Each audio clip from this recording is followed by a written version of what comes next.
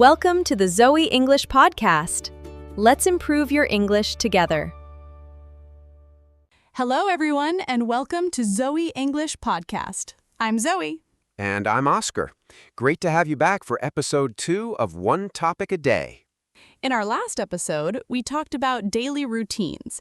Today, we're moving to something everyone needs, no matter where you go. What's today's topic, Zoe?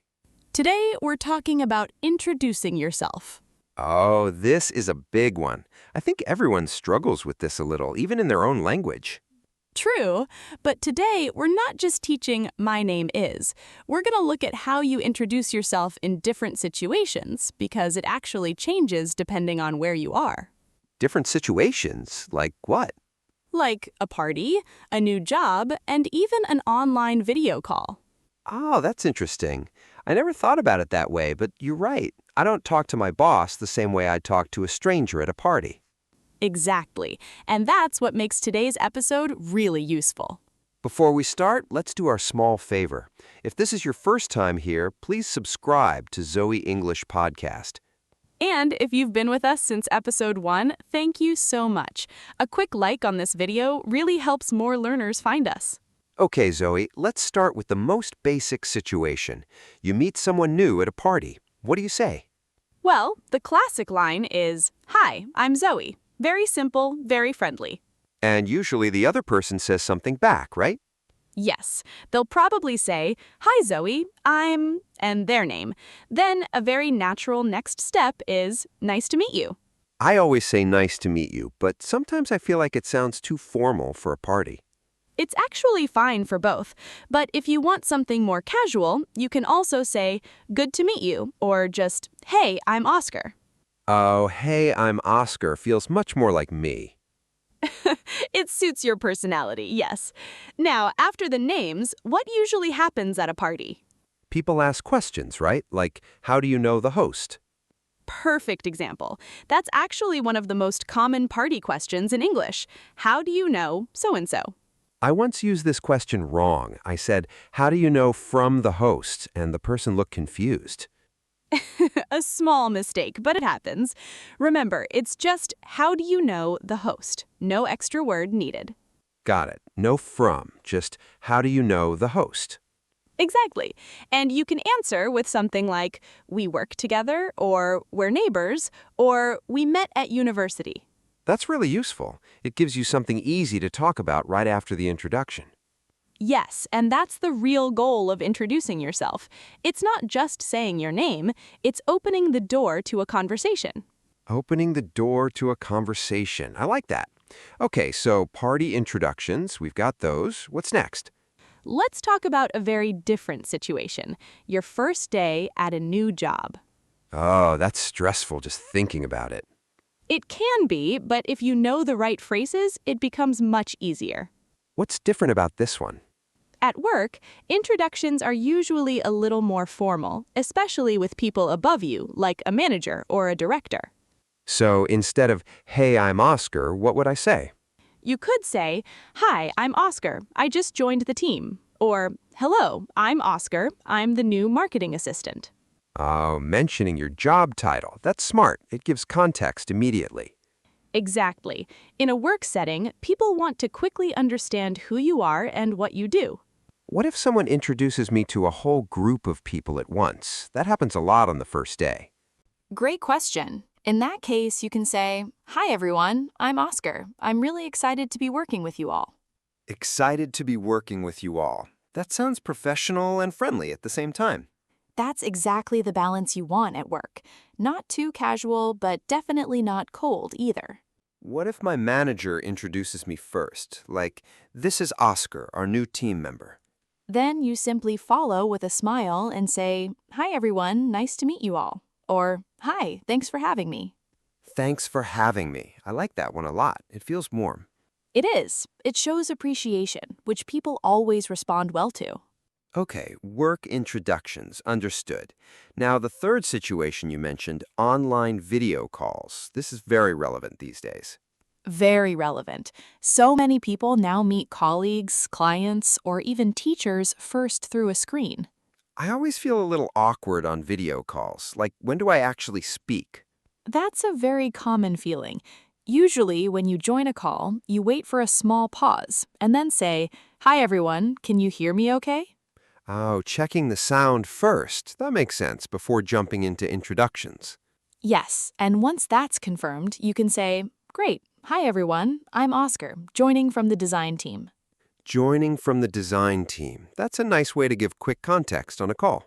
Exactly. On video calls, people often mention where they're joining from, either their team, their city, or sometimes even their country. What if it's a call with someone I don't know at all, like a first meeting with a new client? Then it's good to start a bit more formally. "Hello, I'm Oscar. Thank you for joining today." And after that, do people usually add something else? Often, yes, something like, "I'll be helping with your project," or "I'm looking forward to working together." These phrases are so useful. I feel like I say the same 3 sentences every time, and now I have more options. That's exactly the goal, Oscar. Having more than one way to say the same thing makes you sound more natural, not memorized. True, repeating, "Hi, I'm Oscar," every single time does feel a little bit robotic. A little bit, yes. Okay, now let's talk about something a bit trickier. What if you forget someone's name after they introduce themselves? Oh no, this happens to me constantly. It happens to everyone. The trick is not to panic and pretend you remember. So what should I actually say? You can say, "I'm sorry, could you tell me your name again?" It's very polite, and people never mind. I always feel embarrassed asking that. You shouldn't be. Forgetting a name is completely normal, especially after meeting many people at once. That's true, actually. At my last work event, I met like 10 new people in 1 hour. Exactly, and no one expects you to remember all 10 perfectly. Asking again shows respect, not weakness. Okay, that makes me feel better. What if I want to introduce two people to each other, like connecting two friends who don't know each other? Good question. You can say, "This is my friend Oscar," or "Have you two met before?" And then I add something about the person, right? Like a small detail. Exactly. For example, "This is my friend Oscar. He works in design." Or, "This is my friend Zoe. We studied together." Oh, adding one small detail helps the conversation start naturally. Yes, it gives both people something to talk about immediately instead of standing there in silence. I've definitely experienced that awkward silence after an introduction with no extra information. We all have. A small detail really does prevent that. Zoe, one more situation. What about introducing yourself in writing, like in an email or a message? Good point. This is common too. In a first email, you might write, "Hi, my name is Oscar, and I'm reaching out because..." And then you explain your reason for writing? Exactly. Unlike speaking, in writing, you usually explain your purpose right after your name. So it's a bit more direct than a spoken introduction. Yes, because the other person can't ask follow-up questions immediately, like in a conversation. That's a really important difference. I never thought about how introductions change between speaking and writing. It's a small detail, but it makes your English sound much more natural in each situation. Okay, I think we've covered a lot of ground today. Parties, new jobs, video calls, forgetting names, connecting friends, and even emails. We really have. Let's take a moment now to review the most important vocabulary and phrases from today. Great idea. Let's go through them one by one. First, "Nice to meet you." A classic, polite phrase you can use in almost any situation when you meet someone for the first time. We also learned, how do you know? Which is a great question to start a conversation at a party or event. How do you know the host? Then, "I just joined the team." This is perfect for introducing yourself at a new job. We also used joining from, which is very common on video calls. I'm joining from the design team, or I'm joining from London. Another useful one, "Thanks for having me." It shows appreciation when someone welcomes you into a new group. And of course, could you tell me your name again? A polite way to ask when you forget someone's name. We also talked about "This is my friend," which is how you introduce two people to each other. And finally, reaching out, which is used in emails and messages. I'm reaching out because... Perfect summary, Oscar. Let's do a quick quiz to check what you remember. Ooh, I like quizzes. Ask me. If you're at a work event and just started your new job, what could you say when introducing yourself? I could say, "Hi, I'm Oscar. I just joined the team." Perfect. And if you're on a video call and want to explain where you're joining from, what phrase would you use? I'm joining from, and then my team or my city. Excellent. And if you forget someone's name, what's the polite way to ask again? I'm sorry, could you tell me your name again? You got everything right. See? Once you connect these phrases to real situations, they become so much easier to remember. That's exactly why I love this series. It's not just vocabulary, it's vocabulary for real life. So for today's question, we want to hear from you. Yes, tell us, which situation do you find hardest?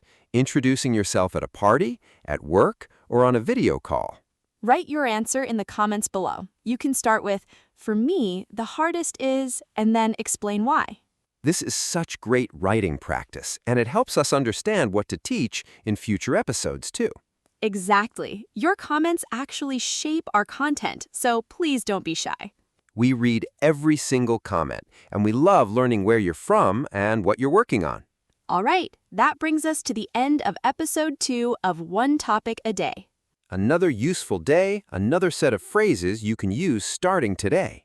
If you enjoyed this episode, please give it a thumbs up. It really helps our podcast grow. And if you haven't already, subscribe to Zoe English Podcast so you don't miss episode 3. We'll be back soon with a brand new topic and a whole new set of useful English phrases for you. Thank you so much for spending this time with us today. Keep practicing, keep speaking, and we'll see you very soon. Bye, everyone. Bye!